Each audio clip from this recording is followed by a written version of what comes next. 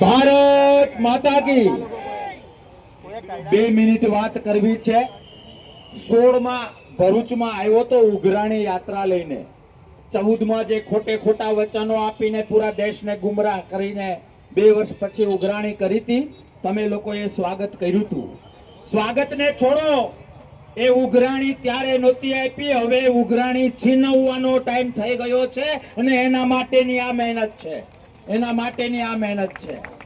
તમે અને હું જાણીએ છીએ કે ભાજપ હોય કે આમ આદમી પાર્ટી હોય, એને એક શાયરી લાગુ પડે છે, 4-5 जाम मेरी अंदर है, 4-5 जाम मेरी अंदर है, एक जाम मेरे हाथ में है, फिर भी मैं दावा करता हूं कि मैं शराबी नहीं हूं, मैं शराबी नहीं हूं, मैं शराबी नहीं हूं।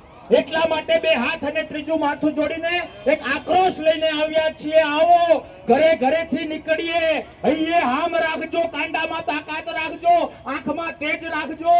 બીજેપી ને જે વાતો કરવી હોય એ કરે, આમ આદમી પાર્ટી કે જે એનું ફોલ્ડર છે એને જે વાતો કરવી હોય એ કરે, પણ એ કુરાન હોય, એ ગીતાજી હોય કે એ બાઇબલ હોય, એનો સંદેશ યાદ રાખજો। લોકશાહી બેઝ ઉપર, આઝાદી બેઝ ઉપર, મહાભારત બેઝ ઉપર કોંગ્રેસ એ ગઈકાલે પણ બાપ પાર્ટી હતી, આજે પણ બાપ પાર્ટી છે અને આવતીકાલે પણ બાપ પાર્ટી છે। પણ ક્યાંક એકાબીજાની જવાબદારી જો એકાબીજાને સોંપીશું તો ધર્મના નામે, ખોટા ધર્મના નામે, અવાસ્તવિક ધર્મના નામે એ લોકો તાગડધીના કરશે અને ધર્મના નામે પોતાના સ્વાર્થના રોટલા શેકનાર વ્યક્તિને ઘર ભેગો કરવો જોઈએ, હા કે ના?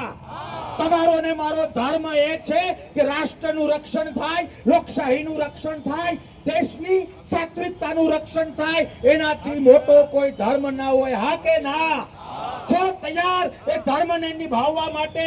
1947માં તમે ને હું કદાચ નહોતા, પણ આઝાદીની બીજી લડત માટે જો ખપી જવું હોય તો 1, 2, 3 બાના સાઈડમાં કરીને નીકળી જવું પડે, હા કે ના? છો નીકળવા માટે તૈયાર? અમારી જે ટીમ છે, જે નેતૃત્વ છે, એ તાકાતથી કામ કરવા માટે તૈયાર છે। પણ ધર્મની બાબતે એક વાક્ય કહું કે એક રૂમના ઓરડા માટે આખી હવેલી ન પાડી નખાય, હા કે ના? એક ઓરડાના વાંધા માટે આખી હવેલી ન પાડી નખાય, હા કે ના? સોસાયટીમાં એક વ્યક્તિના વાંધા માટે આખી સોસાયટી ઉપર બુલડોઝર ના ફેરવી દેવાય, હા કે ના?